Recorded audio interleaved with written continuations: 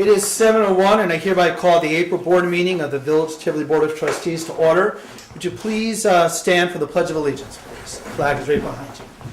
I pledge allegiance to the flag of the United States of America and to the republic for which it stands, one nation, under God, indivisible, with liberty and justice for all. Thank you all very much for coming. We do have a few presentations this evening, but before we get into the regular business, I do want to address a newspaper article that appeared in the Daily Freeman last week, I believe it was.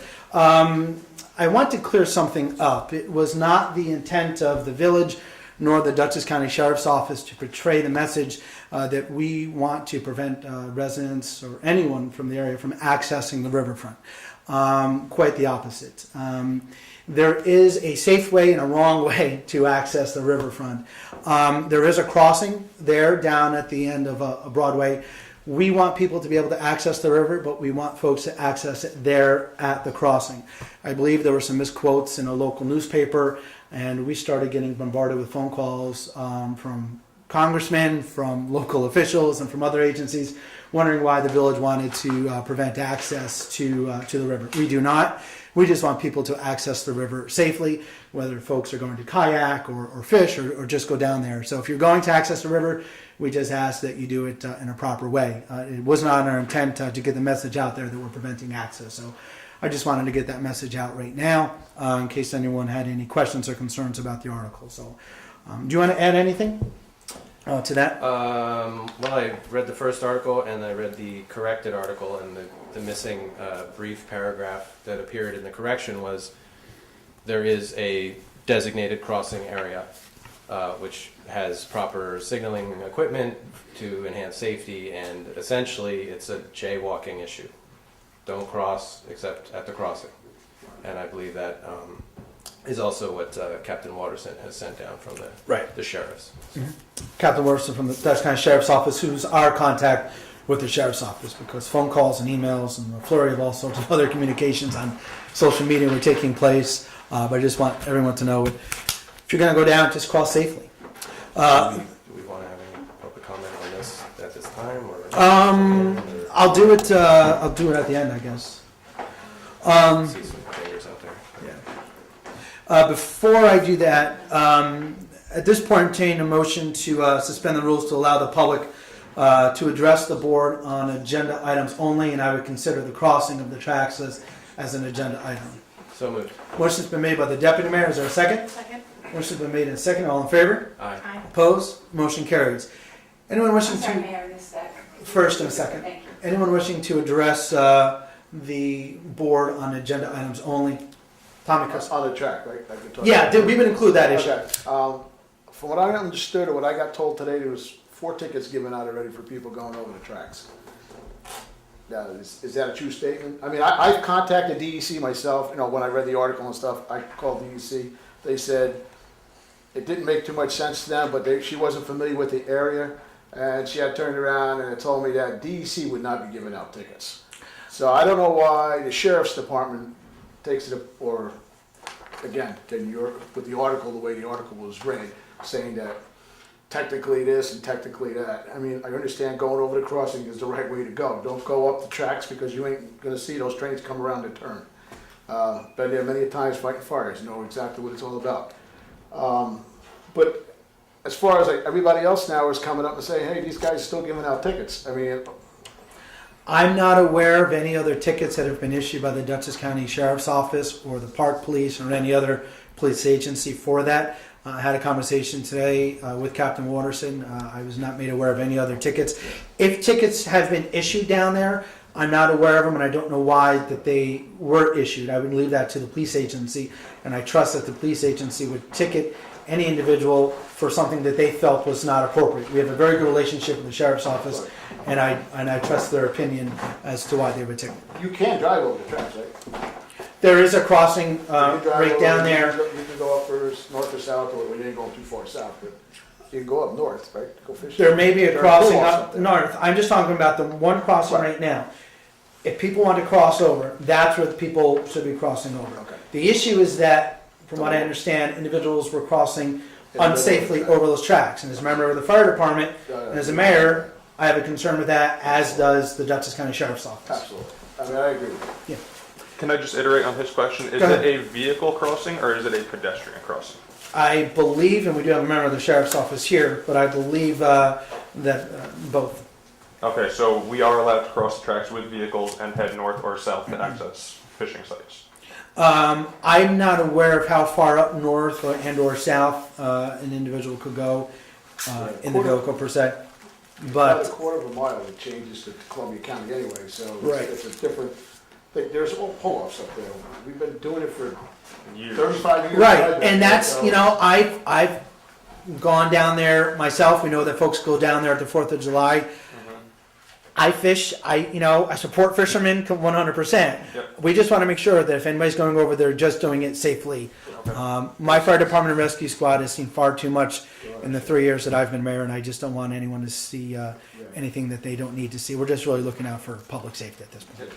And then we got the one where they went over the crossings, and kids got killed by the train. I was there 30 years ago, and it was not a good sight. But like I said, there was no crossings then at that time, no lights and stuff. But the sheriff's That's is the way doing- we should be going over. The sheriff's office is doing exactly what they're supposed to be doing, and that's preventing people from crossing in an unsafe manner. Absolutely. All right, but, Any other comments on agenda items? That item, the crossing. Were the tickets issued for jaywalking? I don't know specifically what the tickets were issued for. I haven't seen a copy of the ticket yet. yeah, Anybody know? no, because they were issued 4 tickets. 4 If tickets. they want to issue jaywalking tickets, they come up here and issue 1,000 every day. Go ahead. If we are ticketed, how do we go about fighting the process? We come to court and Any ticket that's issued by any police agency within the village of Tivoli would, from what I understand, Deputy, you can correct me, but the instructions are on the back of the ticket on how one would plead, guilty or not guilty, correct? That is correct. Yes. Those are misdemeanor tickets, that's not just a. it's not an infraction, it's a misdemeanor. It's a misdemeanor, it's totally a little different than a parking ticket. It's- Right, but tickets, do you want to address that? I mean, the instructions are on the back of the ticket when You one is don't have to issued. go out and hire a lawyer to go. If it's a front this thing. misdemeanor, then it's not on a ticket. You might have an appearance ticket, but you have to show up in court on the date that's on the appearance ticket. Right.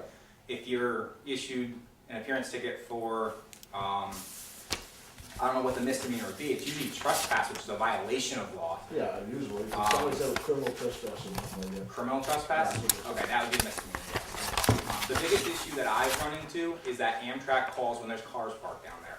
It is Amtrak's property, and there's signs that say "Danger, do not enter" on either side of the crossing. So when we get called for cars being parked down there by Amtrak, it's usually because people aren't using common sense and they're parking parallel to the tracks on the stones.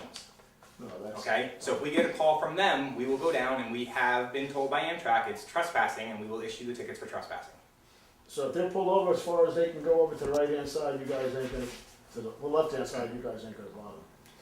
In theory, you shouldn't be bothered. In what you say theory, Amtrak would not call us for cars that are not parked so close that they're a danger to the tracks, and if we're not called, in theory, we probably will not have a problem with you being down there. I know it's been going on for years and years and years, but you also have to understand that it's Amtrak's property, and with the signs that say "Danger, do not enter," that is trespassing. So if they decide they don't want people down there anymore, it's Amtrak's property. Do they have a, well, I was told to ask by another police agency, is there a standing letter that was issued to you guys that state that From Amtrak. from Amtrak? There was, at one point in time, now, you have to excuse me, I'm not up here very often. No. I'm not familiar with that crossing as if there's a standing letter, but in Poughkeepsie, there was. There was a letter that was issued for crossing down there. Now, when I hear that, to me it says that Amtrak is enforcing that along their entire railroad bed. Yeah. So, No. I am not aware of a current letter that we have in our possession, Right. but again, I'm not. Because I know that Columbia County is not enforcing this. So But Tommy, I you don't could, if you want to see, if Yeah. there is that letter, you could foil that letter to the sheriff's office and/or Amtrak. Okay, I gotta just see if it exists because it's not there. I mean, nobody has a copy of it. Any other questions on agenda items only? If there are none, is there a motion to return to regular business? Motion's been made by trustee Schneider. Is there a second? Second. All in favor? Aye. Return to regular business. Deputy, thank you very much. Greatly appreciate it. Thank you. Thank you. Thank you. We have a few housekeeping items, and then I'm going to turn the floor over to some presentations. At this point, I would turn the floor over to our village clerk for a clerk report. Yes, the clerk's office sold 596 tags. This month, there was one planning board workshop that we attended, 2 payrolls, and we have been collecting water sewer payments throughout the month. Thank you very much. In your book are a list of minutes for approval. I would, at this point, entertain a motion to approve all minutes in one motion. This would include minutes from February 19th, March 12th, regular workshop, the March 12th public hearing, the March 19th regular board meeting, the March 26th budget workshop, the April 2nd public hearing on the proposed budget, and the April 9th regular workshop. So moved. Motion's been made by trustee Schneider. Is there a second? Second. Motion's been made and seconded. Are there any discussions? We've been busy. We've been very busy, and if you would like, our minutes are always available on our village webpage. All in favor? Aye. Opposed? Motion carries. I'm going to delay a schedule of upcoming events until trustee Bruno arrives. Treasurer's report. Clerk Canella. Our treasurer's report has $21,063.72 out of the general fund. The water funds had $5,347.19. The sewer fund was $95,1776, and our capital fund, which consisted mainly of the elevator payment, was $51,140.57. So the grand total was $87,069.24. And I believe that should include a payment for the Barons, It did for $7,200. $7,200. Are there, is there a motion to accept the treasurer's report? So moved. Motion's been made by the deputy mayor. Is there a second? Second. Motion's been made and seconded. Any discussion? Seeing none, all in favor? Aye. Opposed? Motion carries. You've had an opportunity to review the vouchers, which is represented in the treasurer's report. At this point, I entertain a motion to approve payment of the bills. So moved. Motion's been made by the deputy mayor. Is there a second? Second. Motion's been made and seconded. We are looking towards going with a purchase order system. Our current financial system does allow for it, but until we have the actual operating system set up within the financial system, I would like to talk to the board at some point with at least having a paper copy of a purchase order system. That would prevent us from going over any lines and to making sure that the lines are adequately funded. So my hope is to have something to the board, at least in a draft form, next week or the week after, actually, and then ask you for your approval of that next month. Good idea. All in favor of payment of the bills? Aye. Opposed? Motion carries. A zoning report. Trustee Israti is not here, so Deputy Mayor, if you would present on her behalf. Bear with me because I don't do this every month. This is the zoning report for permits, complaints, etc. Looks like quite a bit of activity. Removing a slate roof, making a new outbuilding, replacing a fence, and I know we're after last month's public hearing. We're interested to hear about the sort of violation and complaint system here. So there are at least 10 residences which received letters from the ZEO regarding garbage cans on the curb.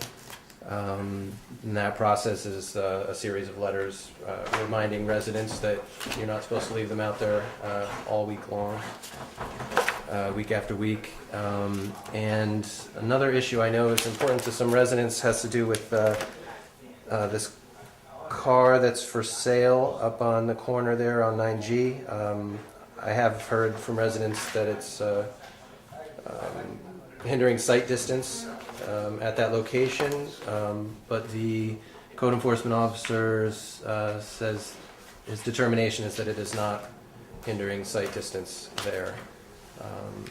Is there anything else in this that I think you're good. normally? You did well. Hey, thanks. Thank you very much. There's no correspondence to report. No. At this point, I would like to turn the floor over to Susan Canals from the New York State Department of Transportation. to discuss an update to the small urban area boundaries. This is legislation that was, I think, previously adopted by the town of Red Hook and also the village of Red Hook. Correct. So at this point, Ms. Canales, I would turn the floor over to you to present to the board, and the board will consider that resolution this evening. So I'm sorry we don't have our full board here tonight, some scheduling conflicts, so I apologize. Thank you very much for letting me come and present to you this evening, and so everyone here hears. Every 10 years, a census is done, and when the census is completed, the federal government goes through and determines which of the census blocks qualifies as urban, and that has to do with population density.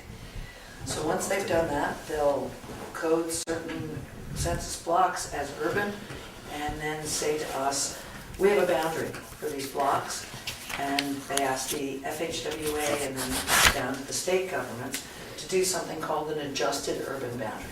That's to take those blocks that strictly meet the criteria for urban, but we're allowed as the DOT to change that boundary so that we can include roads that are within that area. And they call it a smoothing process. One basic goal would be that we don't have a road that's changing functional class from rural to urban, back to rural, which could happen with the unadjusted boundary. So what we did was we took a look at the results from the 2010 census, and the Red Hook small urban cluster got bigger. So where it got bigger is probably not a surprise to everyone. It went over into the Bard College campus, and then it worked its way north, right up through most of the village of Tivoli. If you look at the map, which, I'm sorry, I don't have one here to share with the audience, but it's most of the village itself. And what we did was finish that, include the entire village, and, well, not the entire village, we came up to your main street.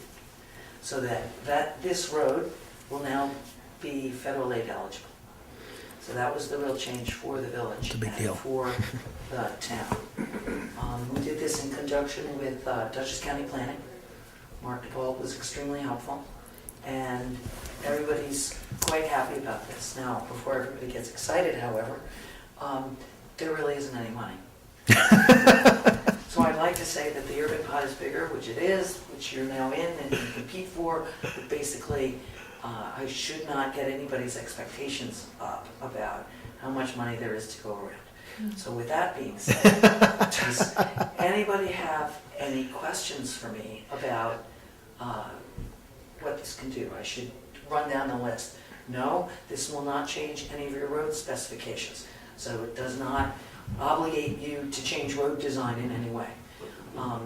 It does not change anything about the use of the road or how it would be classified from a functional perspective. In both urban and rural, you have collector roads, which is what this will be. You have arterials, you have interstates. So the only difference is classifying the taconics, so to speak, in Dutchess County and Columbia County versus the Taconic State Parkway down in Westchester. So it's still a parkway, just in a rural versus an urban. So that's the road function doesn't change, just the classification. And no impact upon CHIPS funding then, obviously. None. Yeah.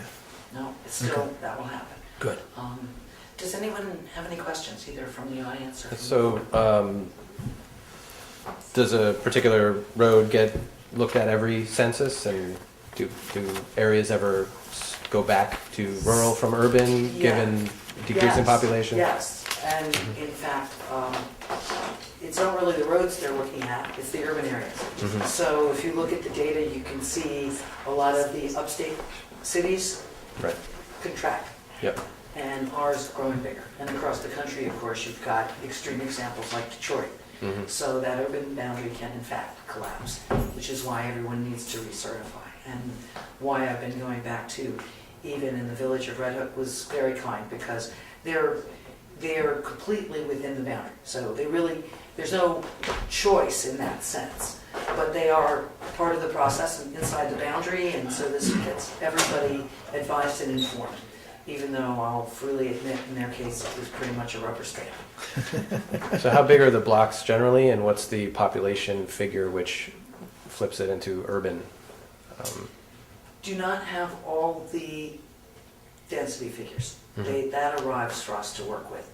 I've actually looked, and I have a question out about that, but I haven't gotten an answer yet. Everybody's been frightfully busy. As far as the blocks themselves, the way they're done is you have a contiguous area until it runs into something. So it could be a road or a stream, for the most part. The one that I found was really fascinating was how and these urban clusters, they have to be contiguous, or they don't count. They become two separate things. Tivoli made it because there's a road that goes from Bard to, is it Kid Lane? Right? Through the woods, across the state forest. Right. Right. Well, that block happens to catch one Bard dorm. So that whole block had sufficient population density To to be actually urban. connect it to your urban blocks, right? So I'm looking at this going, I didn't even know there was a road there. How did this block even happen? And so that's the way it's done. So the block's very wildly in size. Okay. And it comes down to, did I run into a road or a stream? And, Am I wet? and then clearly they're aware of some roads that we're not paying any attention to within the DOT. And it's based on density, so it's population per area, not just population. That's Right, correct. I see. You know, we have the colored version of the map. What I could do is I could have our clerk's office with our new color scanner scan this in, and we can make this available on our webpage if folks want to take a look at it. And is there a webpage, or is there like informational bullets that if people had questions they would refer to, or? I believe in the letter, there's Okay. a citation for the Yes. FHWA Yep, page. yep, you're And right. that will have the functional class information, Okay. which is really the most relevant for this. Okay. And Just in even, case folks and are- even though that you've, I think, adequately kept our expectations realistic, we do have a new designation, so we could Yes. take a crack at it, and Um, we have access to different grants now, or different. Not different, not different, just would be reviewed, given an urban standing. I see. I could not get confirmation that this would matter to you in any other, did it get you arts grants? Would it get you educational something? I have never had anyone acknowledge that that designation applies to any other part of the government. It's not to say it doesn't exist, but certainly everybody I've asked says, no, this isn't going to help you with some other part of the federal government. But there are some grant applications I know that we filled out that ask for certain information, and now we would definitely obviously include this in there, so. So yes, so Great. you're very urban. One other quick. Please, no, go ahead. Point, because it will come up, maybe with your highway department people, in case of an emergency, a disaster where you need FEMA funding. Federal aid for disasters is all going to be processed through FEMA. There were people that had an extremely bad experience with applying for disaster relief through FHWA. All disasters will be processed through FEMA. So they heard in Washington and changed the system. Yeah. Which doesn't mean anybody wants a disaster to go through, but it will not, for your federal aid eligible roads, which are controlled by FHWA, you'll be applying through FEMA, not through FHWA. So there were several, there was one county in particular, one small urban cluster, where they made a point of, even now, trying to unfederal aid their roads because they had such a bad taste in their mouth from Really? working with the FHWA.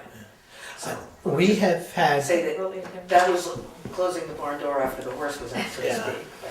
we have had to go to FEMA for assistance after we had Hurricane Irene, when part of the building was flooded, and we had flooding on one of the other roads. So yeah, we're familiar with dealing with FEMA, and the deputy mayor worked with the clerk. The application, I mean, you need to have a PhD in certain areas just to understand even the So you can paperwork that's in it. imagine how bored FHWA was. Absolutely, yeah, absolutely, absolutely. All right. Thank you very much. With that, I think there's a question on the floor. Can we ask a question? yeah, absolutely. On something like this. Just from a village planning perspective, when these kind of trends are seen, is there any kind of recommendations or policy that often follows this or considerations that are recommended? Like, No, by the growth aspect that's going on? no, not outside of what's already being done with Dutchess County Planning. So the mayor of Red Hook asked, will this help us if we want to start doing more bike ped work between the village and Bard, for example?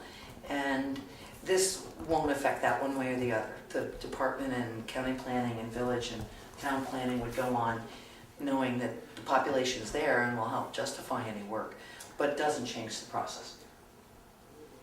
Except for to acknowledge the obvious, which is yes, our population is still increasing. Yeah. Thank you very much, Susan. Thank you. Thank you. Does the board have any other questions or comments? If there are no other questions, at this point, entertain a motion to establish the urban area boundary for Red Hook Small Urban Area based on the 2010 census for the village of Tivoli. So moved. Motion's been made by the deputy mayor. Is there a second? Second? Motion's been made and seconded. If there is no discussion, all in favor? Aye. Opposed? Aye. Motion carries. I will have this sent out tomorrow.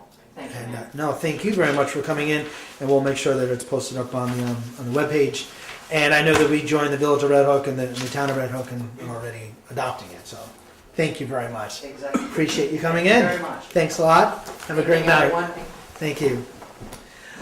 At this point, I would like to turn the floor over to our neighbors downstairs, to the Tivoli Free Library, to give a presentation. We have is it executive director or director? Exalted one. I know, that's what she makes me call her that when the cameras are on. I She's earned the title. And But at this point, I turn the floor over to Felicia Kilsing and Bonnie Corrado of the Tivoli Free Library for presentations. so thanks for having us both. I think I'm going to do most of the talking, and then if you have any serious questions, Bonnie will probably be the one who answers them. She can tell you all the numbers and all that. But we appreciate having the chance to come to talk to you. As I think most of you know, we are asking for an increase in funding from the school district taxpayers. So I'm going to try to give you just a little bit of perspective on paper of where we are and why we're asking for funding, and then please feel free to ask questions. This is meant to be a very brief overview.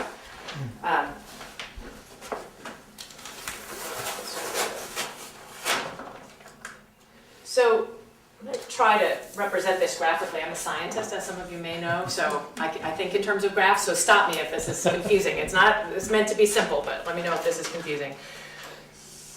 I'm just going to draw a simple graph here, and this is representing time. What I want to illustrate here is that the patron use of the Tivoli Library has grown dramatically over time, as you probably know from sharing the building. So if we start over here, up till about 2007, there was very healthy use of the library, but since 2007, that use has grown and grown and grown. So we've seen demand growing at this incredibly high rate, and there's a reason why that demand increased. And that's because back in 2007, the voters were asked if they wanted to see more service from the library, and if they did, would they be willing to pay for it? So the town of Red Hook taxpayers were asked whether they wanted to invest money. So up until this point, Tivoli's income from the library had been flat, but in 2007, the voters approved a big increase in funding for the library. And that meant that the library could start increasing in terms of its hours, in terms of its staffing, in terms of the programs offered and all that. But since 2007, that funding has been completely flat. And yet demand, represented by the black line, is pretty much the same as expenses, right? Because we have personnel expenses. Most of our budget is for personnel. So to keep the library open, to staff programs, to do all of those things, our expenses have gone up. So where we are right now is that you can see that our expenses were below our income for the first few years of this. So we stockpiled that money for those first few years. And for these last few years, what we've been doing is using that stockpile as our demand has gone over, right? Where we are right now is that in 2014, we're right here. So we are at the point that this amount that we stockpiled is equal to the amount that we've used up. So we're asking the voters now to make a decision right here. What we're asking for is an increase from the school district taxpayers to cover that gap. If that passes, then our funding would go up to this level, and we'd be able to keep going at that flat level, at a new flat level, and meet the increased demand. But if we don't, then we go back to this flat level, and that means that we've got a shortfall between where our demand is and where our income is, and so we would cut back dramatically. This is what we've been offering for the last few years. We'd have to cut back. It's something like about a 30% decline in hours, in programs, in circulation. The demand and expenses just go hand in hand. So that's what we're looking for. So just to give you a perspective on, first on the demand, some of these numbers, this is just kind of rounding to give you an overall perspective. Since from 2007 to 2013, so this is a little bit behind, it's our last full year, holdings, that means the number of items that the library has, holdings have increased 30%. Attendance at programs has increased 50%. Sorry. These are just some ways of capturing the magnitude of that demand.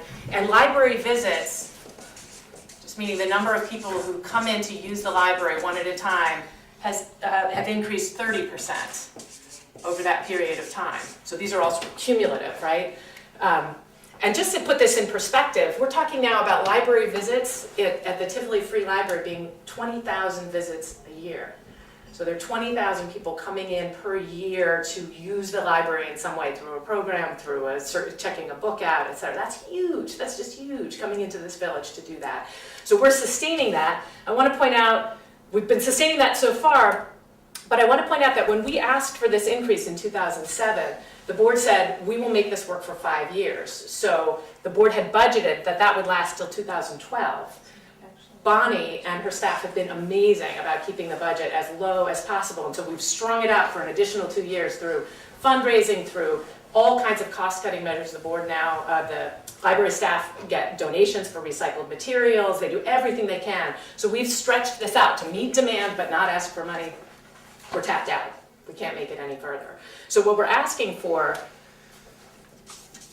our increase is a total of a $55,000 increase for the school district. What that adds up to is about 60 cents a month for the average household. So it's about $8 a year for the average household to cover that cost. And we're in the same position that we were here. Our budget is estimated out that will help cover us for the next 5 years. We're very frugal, so we expect that we might be able to stretch it out further, but it'll depend a little bit what happens to the demand line as we go forward. So that's where we are, and I'm happy to answer questions or defer them to Bonnie. The vote will take place. The vote is on May 20th, and it takes place in conjunction with the school budget vote. So there'll be a proposition on the ballot. There'll be the school budget proposition. There'll be a proposition actually about school buses, and then there'll be a library proposition. Now, the village of Red Hook the village of, The Red Hook Public Library. thank you, I couldn't get the verbiage out. They have their own, so when residents go in the town of Red Hook, they'll actually see they'll see the Red Hook's library, and they'll see the Tivoli. There will be two separate propositions on the ballot. Tivoli One residents asks- know. That's right. One will ask for an increase for the Red Hook Public Library, and the other will ask for an increase for the Tivoli Free Library. Okay. They're two separate votes.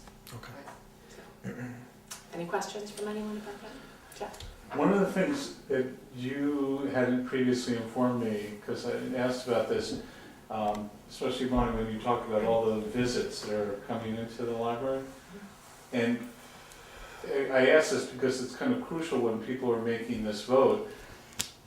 Those people include a lot of folks who are not residents of the village of Tivoli. Absolutely, absolutely. So this may be too jargonistic, but the library is actually chartered for the village, but has a contract to serve residents outside the village as well. So there are 1,000 or so people in the village, but we serve an additional 8,000 to 11,000, depending on how you count, outside the village as well. And people, of course, we're part of a library system, so people from the entire Hudson Valley can come, the mid-Hudson Valley can come to this library. So absolutely, we serve a larger base than just the village. Go ahead. If Trustee Schneider. if I may, do you have a breakout of numbers indicating how many of the visits are by Tivoli residents versus those outside of our immediate area? We can Just track some curious. of the program numbers, not Okay. necessarily the, coming in to read the newspaper visits. Right. We don't ask them for their card when they come in. Understood. Okay. They have a question. Yeah. Isn't there 20,000 people come through that door? Well, That's 20,000 attend programs in some capacity, so they're not all on site, but they're using the library. They could be using checking out a book through the library website, for example. Yeah, you gotta come here and pick it up though. What's that? If they, That's 20,000 people who physically come through the door. is that through Yes. physically? That's 65 people a day. Yeah, that's about right. Is that for library services or is that for knitting club, yoga and? All of that counts, so those are all library Well, they're not- services. That's not a library function normally. Actually, in the 21st century it is. Libraries serve an enormous role as program centers, and so a lot of those absolutely are as, Does Red Hook That's Library offer knitting and yoga and all that stuff? absolutely, yeah, and gardening and movement classes and all of it. They basically, libraries have basically become community centers, right, in lieu of anyone else doing this, and the voters have consistently supported that function for libraries. It's one of the few places where you can get, free Wi-Fi even, or you can come in. The library's open 6 days a week now? 6 days a week. Because it never I'm going back 40 years ago. There might have been 10 people in there a month. When I Well, they didn't have books back then when you were. Yeah, But, I mean, I'm realizing citizens. So one of the things you can see about that There demand was no history. Demand creates demand, right? As we have resources to offer people, as we have resources to say knitting club, or look, we now have ebooks, people start using the library more. So the more we offer, the more people use, and That's that's, not in the library. Where's the knitters? Where do they meet? they're, First floor. they're meeting on the But first they're floor. not in the library. Well, the first floor is occupied by the library. The whole floor? Yeah, the whole floor. They have the main library room, and then across in Tivoli Bays, the library is also over to the Tivoli Bays. What's that? And that happened fairly recently, right? Yeah, That's a in the new last. addition. Is that the library annex? We call it the East Room. but Program they- room. Program room. The East Wing. Any other questions? Does the board have any? Very clear, I have no questions.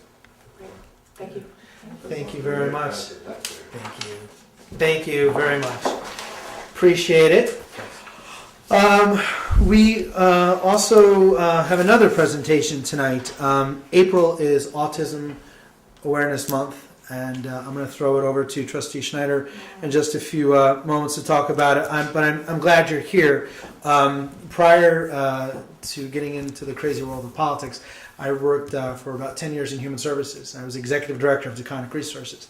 And one of the roles that Taconic Resources had was to do education about people with disabilities and to remind folks that it is not a disabled person, it's not a disabled child, it's not an autistic child, it's a child with autism. And always put the child first and centering on the child first and looking at the abilities rather than the disabilities. So I'm very pleased tonight to have you here to talk about Autism Awareness Month. And with that, I will throw the floor over to Trustee Schneider for an introduction, and we'll let you have the floor. Great. I just wanted to thank the board for allowing us to extend the invitation. Autism is something that affects many of the local families in our community, including mine. So I am very pleased to introduce Ellen Cordaro, who is the president of the local Autism Society chapter, to present to us. You want to come up You here can so come right that on we up can... here, Ellen. Oh, Thank you. absolutely. Excuse me, sir. Excuse me. Hi, good evening.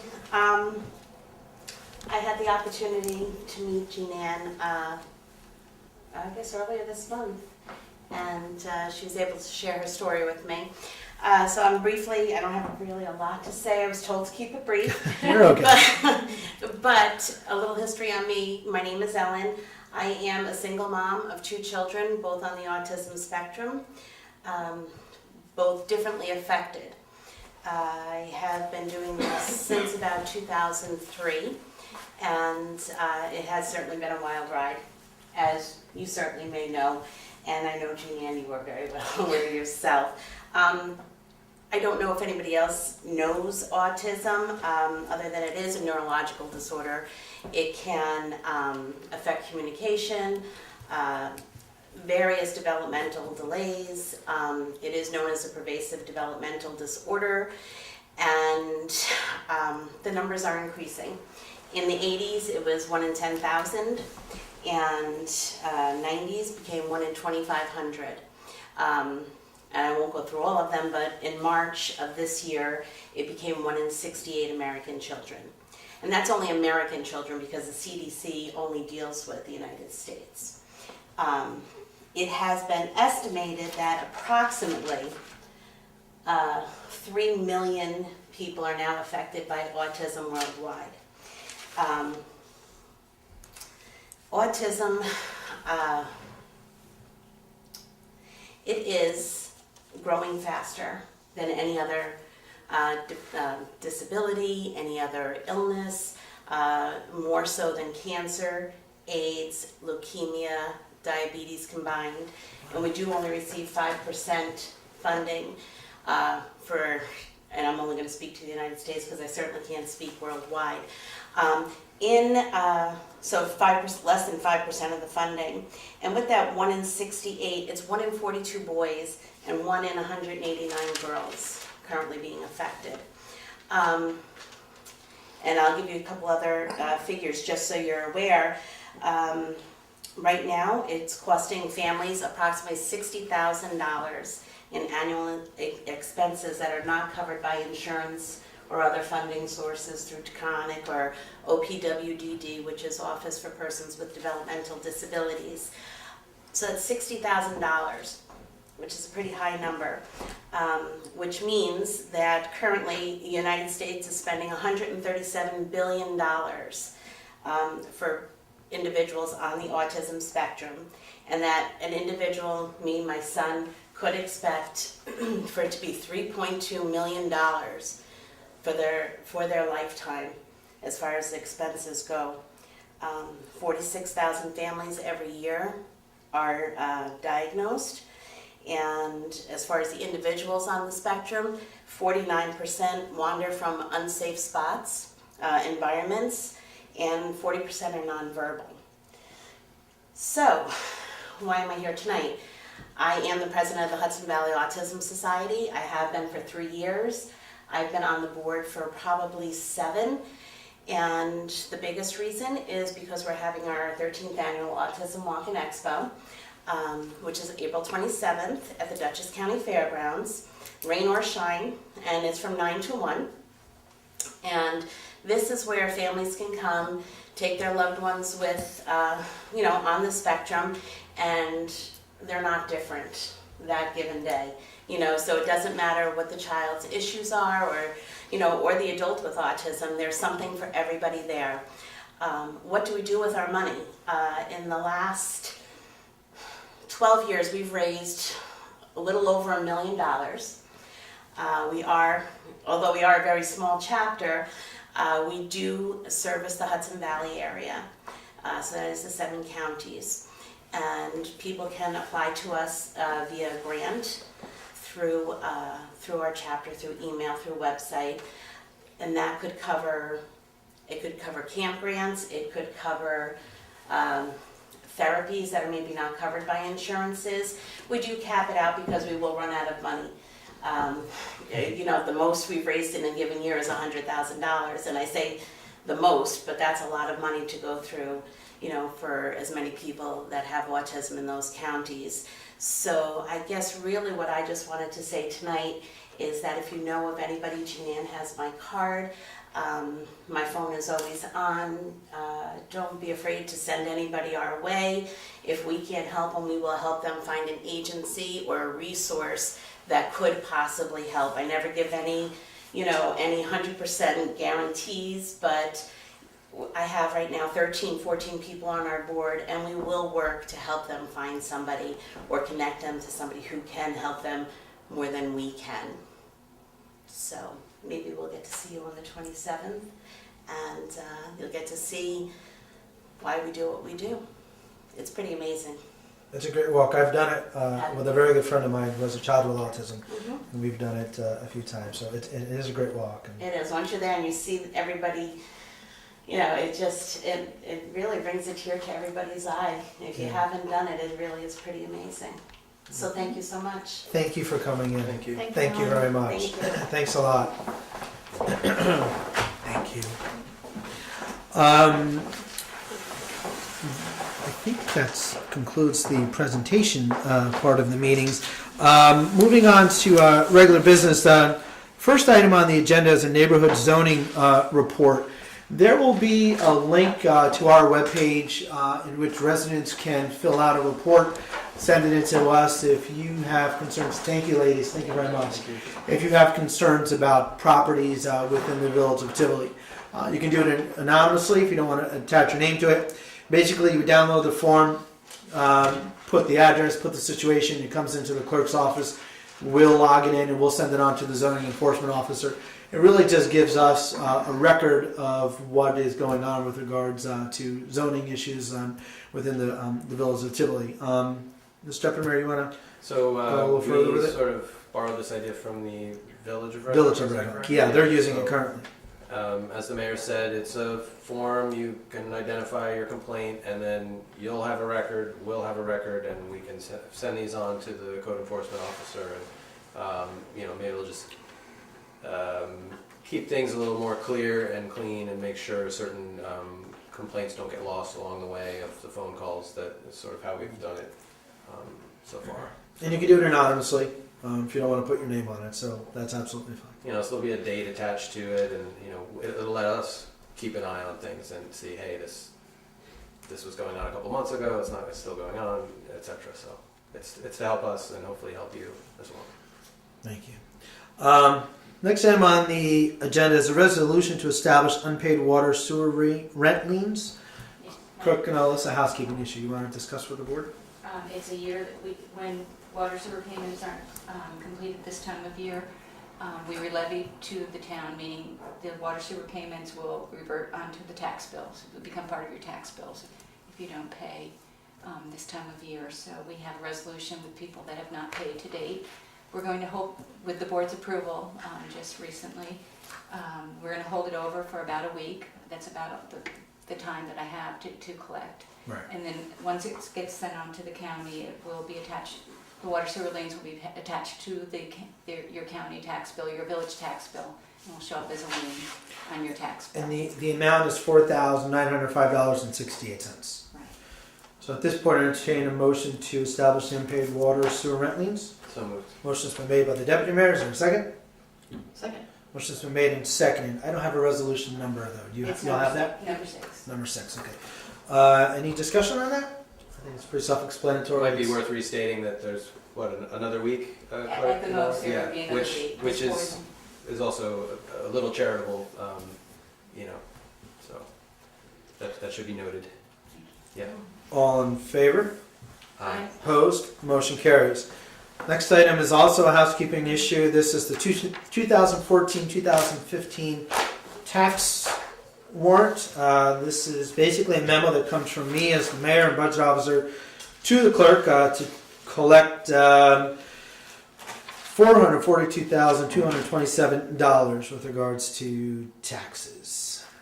At this point, I entertain a motion to approve the tax warrant. So moved. Motion's been made by the deputy mayor. Is there a second? Second. Motion's been made and seconded. This is again an annual housekeeping item that we have to And do. you may also say that if you don't receive your tax bill in the mail, they'll be mailed on May 20th. You still are unfortunately obligated to pay your taxes, and if you pay after June 30th, it will be with penalty which can't be waived, just like the water sewer liens. So I just want to be clear that whether Right. you receive your tax bill in the mail or your water sewer bill in the mail, unfortunately, is still due. Water bills quarterly, taxes are due June 1st. The opinion of the New York State Conference of Mayors based on state law, and this is with regards to public water and sewer services within the village of Tivoli. I just want to read. Property owner who has failed to receive his water bill in a timely manner is still responsible for the timely payment of water rents and any late penalty payment. Neither villages nor cities are authorized to forgive delinquent water and or sewer charges, as this would constitute a gift of public funds, which is prohibited by the state constitution. I say that because we have been receiving some phone calls from residents who have claimed they've not received water, sewer bills in the mail, their tax bill, and I just want to make everybody aware we're not allowed to forgive them based on state law. So at this point, entertain. No, I already did discussion. I'm sorry. So all in favor of the tax warrant? Aye. Opposed? Motion carries. The next board meeting of the Village Tivoli Board of Trustees will be held May 21st at 7. There will be a workshop in the mayor's office at 6. The 14th will be the regular workshop at 6 o'clock, also in the mayor's office. The reorganizational meeting and State of the Village address will be given on April 24th at 7 o'clock here at the Village Hall on the 3rd floor. The Deputy Mayor and Trustee Schneider will receive their oaths of office from Judge Clark at the reorganizational meeting. Also, you probably would have noticed at the intersection that construction has begun on the flashing light.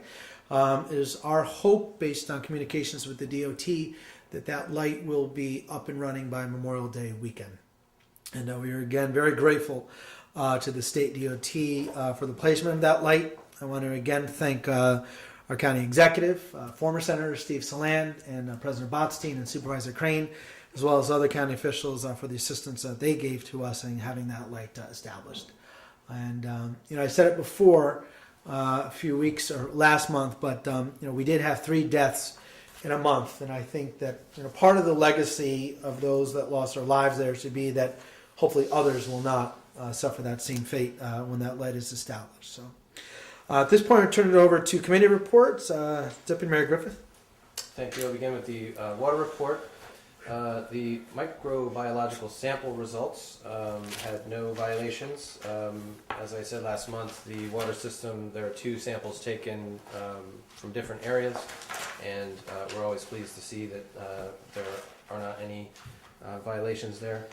And we had a water main break at 38 Broadway in a 2-inch line. This was down by the bridge on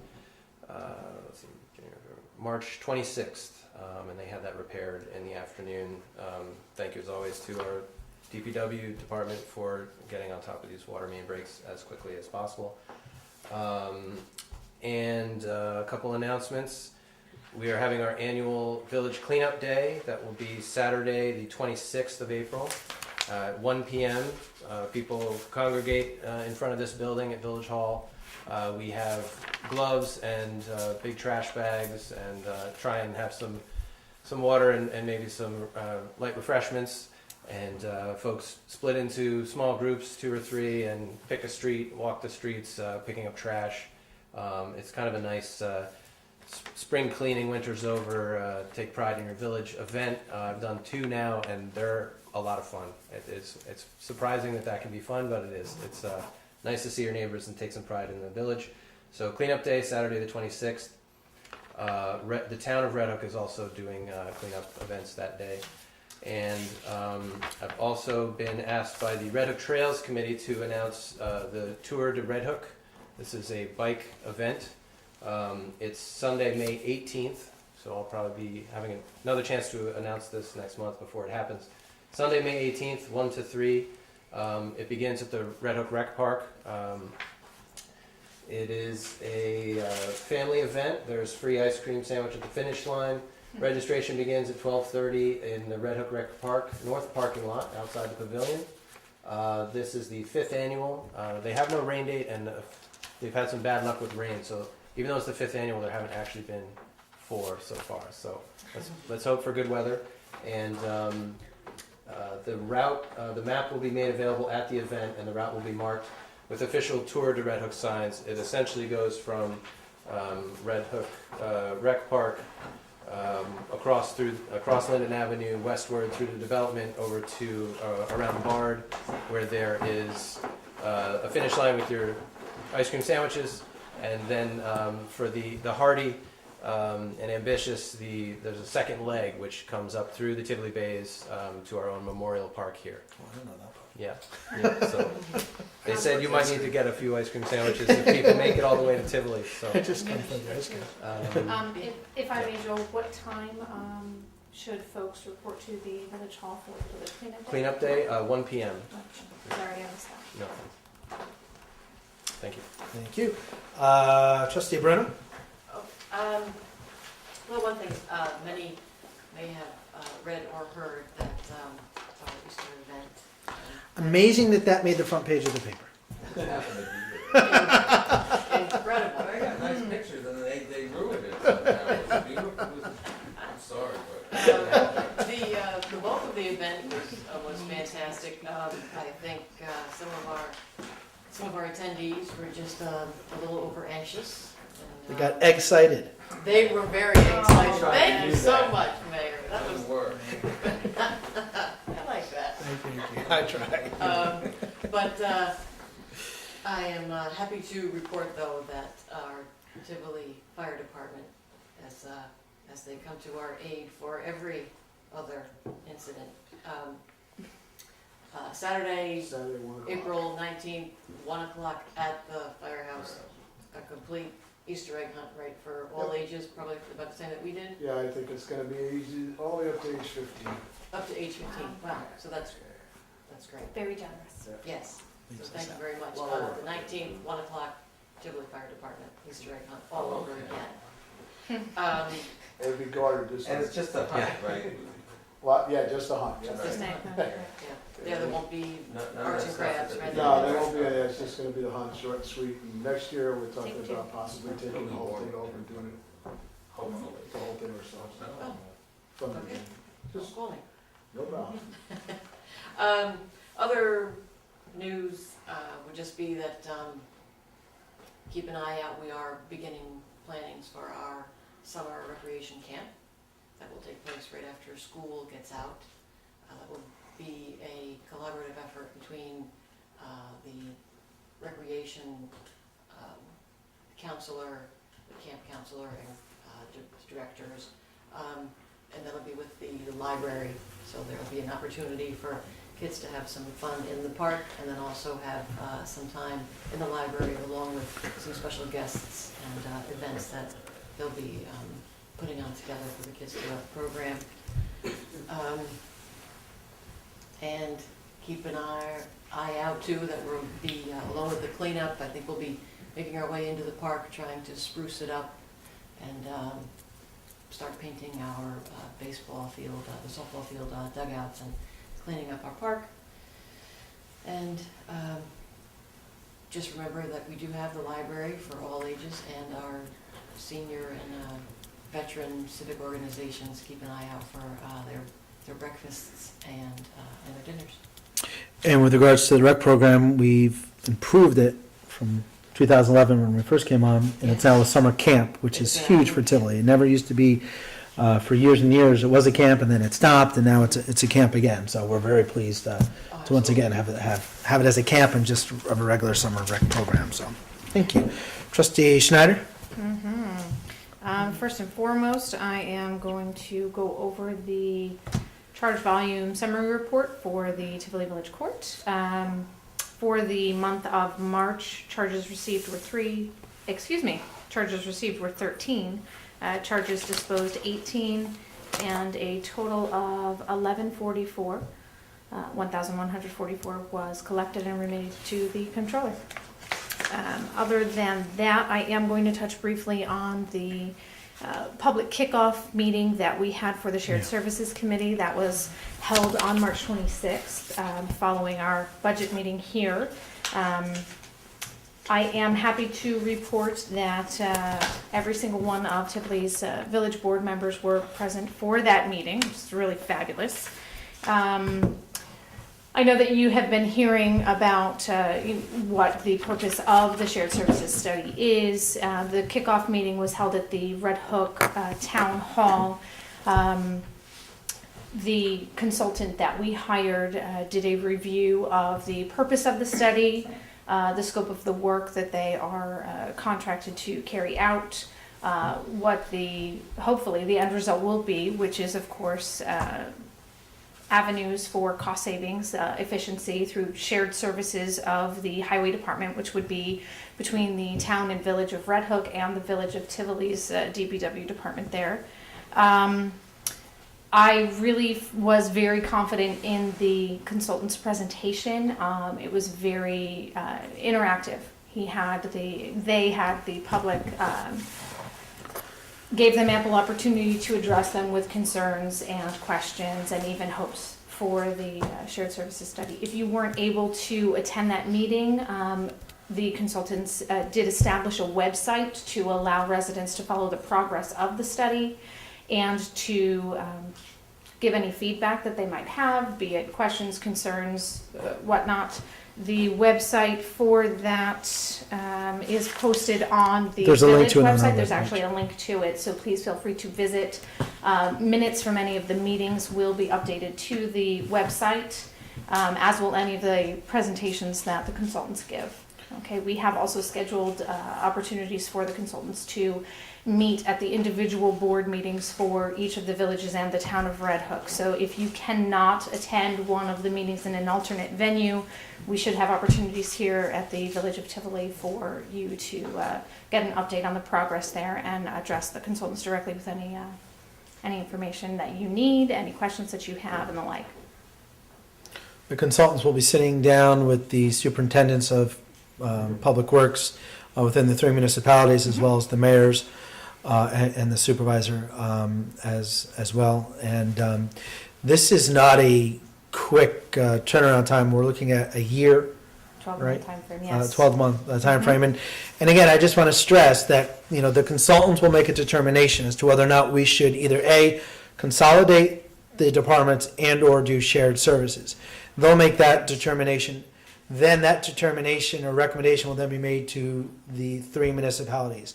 The 3 municipalities then have to decide whether or not they want to do it. We could look at the recommendation and say, yes, we agree with it, we're going to consolidate or do IMAs, intermunicipal agreements, or thank you very much, if we don't agree with it, we're going to stick with what we are. But that's why we have the study in place. To identify those avenues. Right. Again, this was a $79,000 grant that we received along with the village and the town of Red Hook, where the town of Red Hook has the lead agency on this. So this is not costing the village of Tivoli any money. This is a grant that we received through Dutchess County Department of Planning.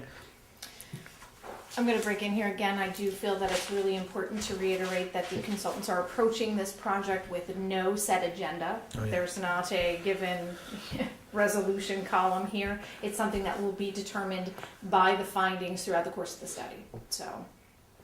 Yeah, and part of why it takes a whole year is because they're going to sit down with all the DPW, the highway departments in Red Hook and the village of Red Hook and Tivoli, and they do a whole fact-finding interview process, and then they come back and see what's possible. Absolutely. So my impression from the kickoff meeting is that it's going to be exceedingly thorough. Thank you, Mm-hmm. both of you. At this point, I would turn the floor over to public comments on whatever you want to talk about. Tommy, Chrissy. One quick thing on the shared services. Sure. Years ago, we tried that with the garbage, Yes. We did. and that didn't work out too well. And that was Absolutely. acknowledged in the meeting. We've already talked about Yeah, that. I We just want to make sure that we don't get in the same situation with I think, Tommy, DPW.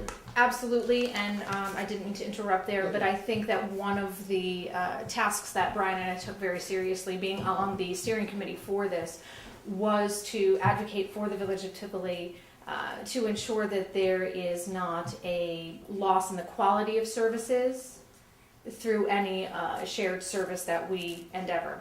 So we're very vocal about making sure, and I say that efficiencies, one of the things that the consultants pointed out was that even if there isn't a cost savings, but there's an increase in efficiency or an increase in quality of services, that's still a win.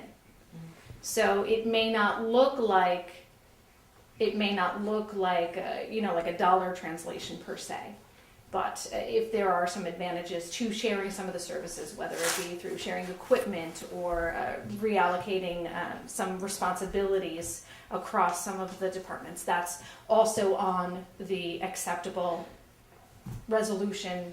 Bottom line is this, money. But again, you don't want that We have to to happen at the expense of a quality of service. Yeah, I don't want to have to pay tons more money in taxes, just to make Red Hook look better or Absolutely. whatever. That's not the intent I of mean, the it's process. gotta be, we did this with the garbage, so We it's still did. fresh in our minds about that stuff. And Absolutely, Yeah. and that's one of the, hopefully one of the examples that we can look to as a what not to do. Okay? Any other comments? Jeff? Two, one related to the village cleanup, Mhm. especially if it heals a birthday.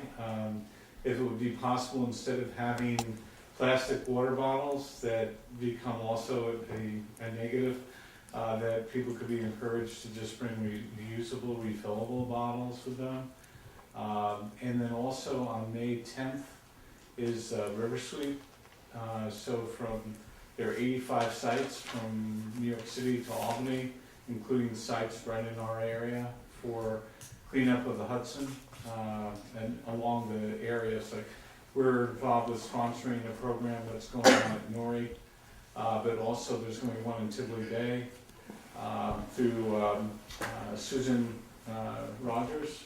And some of the Bard students are going to be involved with that, but I think we should be aware, maybe to have some link on the village site. Just to say, if you have a link that you know of, if you want to send it to me, I'll put it on my email blast list and I'll also put it on the village webpage too. That would be great. Yeah, it's through the River Keeper. Yeah. Yeah.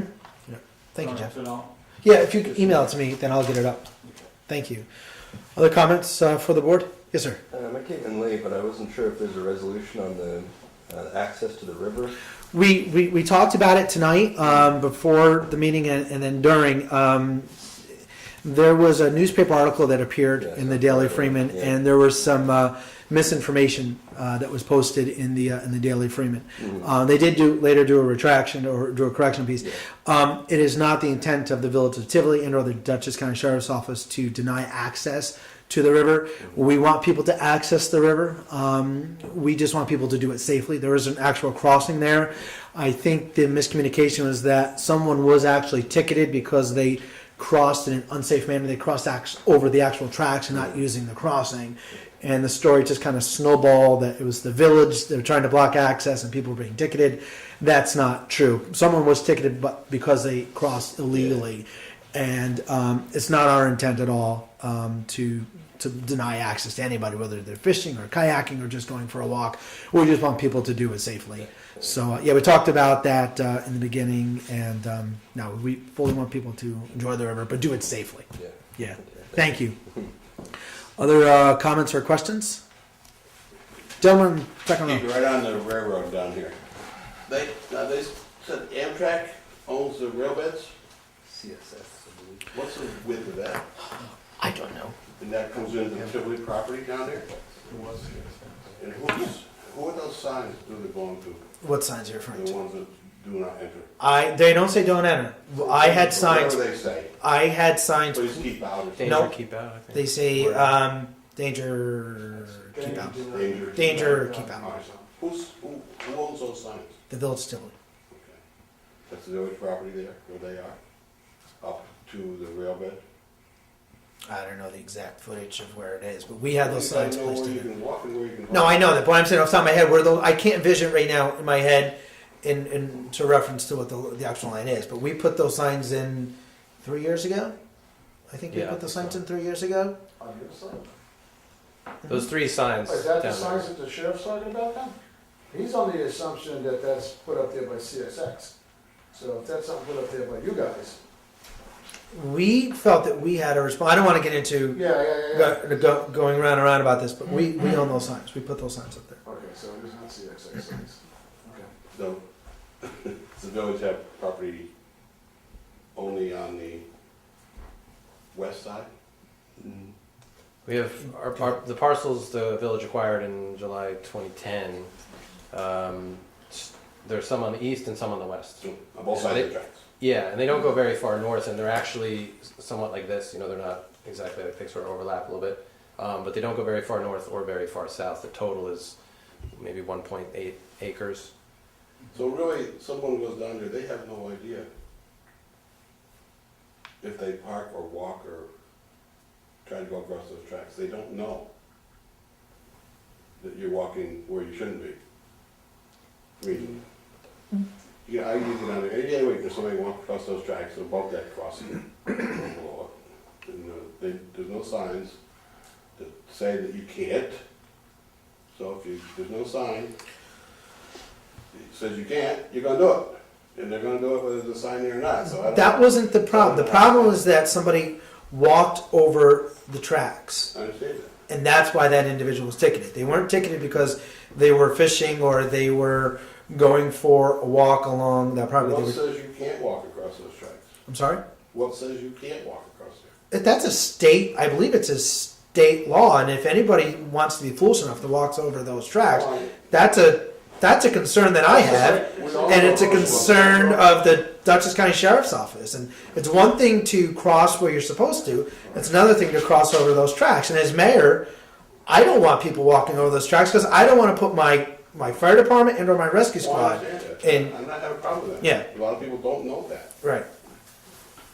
Number 2. Go ahead. I'll come back to you. Go ahead. I'll come back to you. The barn shuttle, is that, I thought it was going to exit the village on Montgomery Street. No. No? No. Wasn't that? No, the discussed? latest barred shuttle policy is that it'll enter from 9G on Broadway, stop at the monument to pick up or let off, continue into the village around Pine Street as usual, use our official bus stop at the park, and then leave the village by Broadway. Okay. I mean, I've heard every once in a while they go down Montgomery Street. I don't know, but they don't stop again after the park. I thought I read this, the same thing with him, it's supposed to be going down Montgomery Street. I've seen it on that road lots of times. Yeah, I don't know. I mean, this is the They must have Bard. changed it again. Yeah, well, I talked to Primoff over at Bard when I did my article, and he told me exactly what they're doing. They're going down Kid Lane. Right, they're going down Even Kid though Lane. they'll come in that way, but they're not going. Mhm. I think is that. I think I think that's. Is there that a they're reason going. you're asking, David?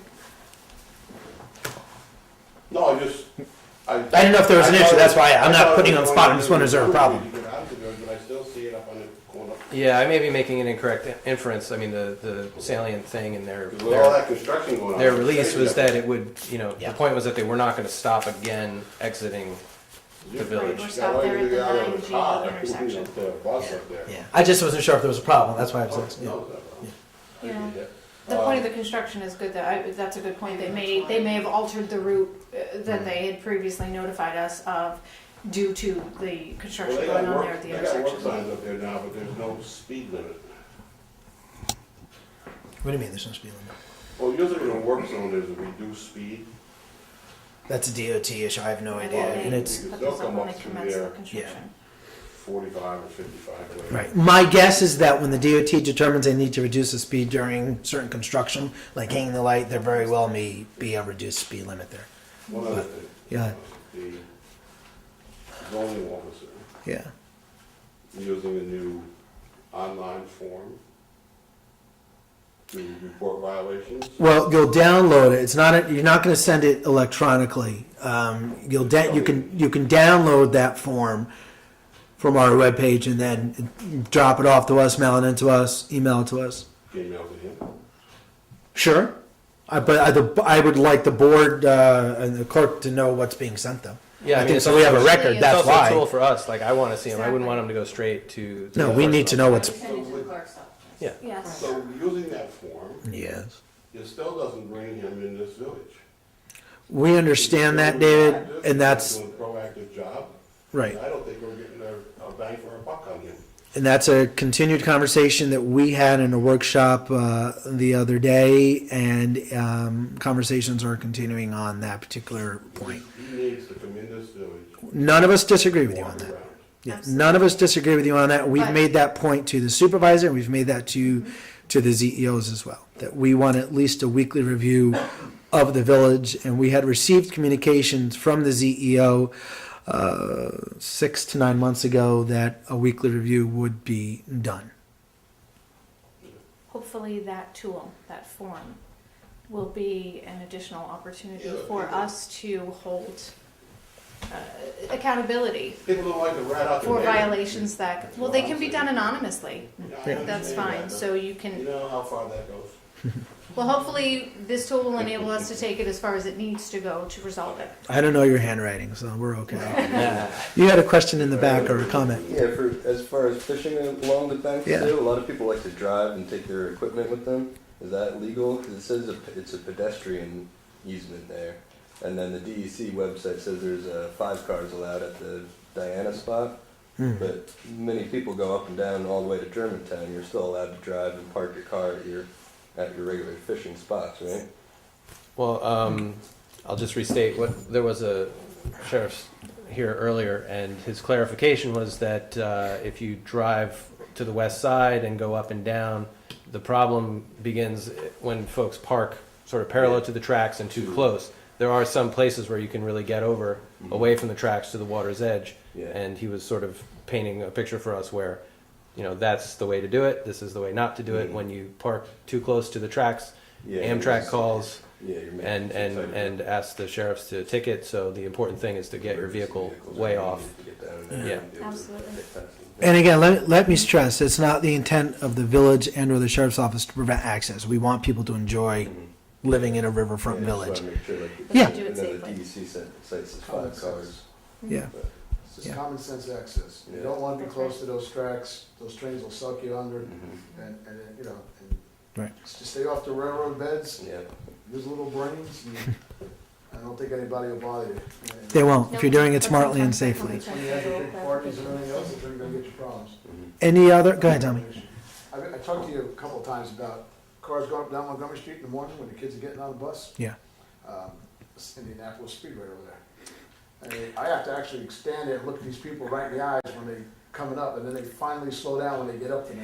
It's not just Montgomery Street. It's broad. I live on, where I live, so it's, we have people that are flying up and down Broadway. We have people that are flying out of North Road. We have people that are going up Woods Road. It's not just Montgomery Street. Unfortunately, we don't have a full-time police department to. Sworn in peace officer. I agree with you, and occasionally the Village of Red Hook Police Department, when they're contracted with the town of Red Hook, they do patrol parts of Woods Road and parts of Sangstack, so they're issuing tickets as well. The state police come in from time to time on their own for patrols, and the sheriff's office comes in when we're not contracting with them. I agree with you, but Tivoli's not unique in that circumstance. It's every municipality that has this. You're just seeing it because where you live, I agree with you 100%. I could put a car. we can speak with the sheriffs Yeah. and say this is an issue that needs addressing. Get out in front of the car while he's coming and see if you can stop in time. But they probably locked me up for doing something I ain't supposed to do. Any other comments? Yes, Dave. When the Red Hook police are hired by the town, Yeah. do they, you said Sensback and Parts of Woods Are they- Road. are they drive through here, are they allowed to issue tickets within the village? If they see something that they believe is unsafe or illegal, I think they have a responsibility to issue a ticket to an So individual. they could sit out here with a radar trap and do tickets on Broadway? No. This isn't the town road. This is That's a, what I'm trying yeah, no.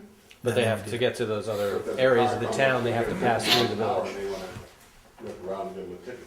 Yeah, they don't have any, that's our jurisdiction when we contract with the So why are sheriff's. they on the village street?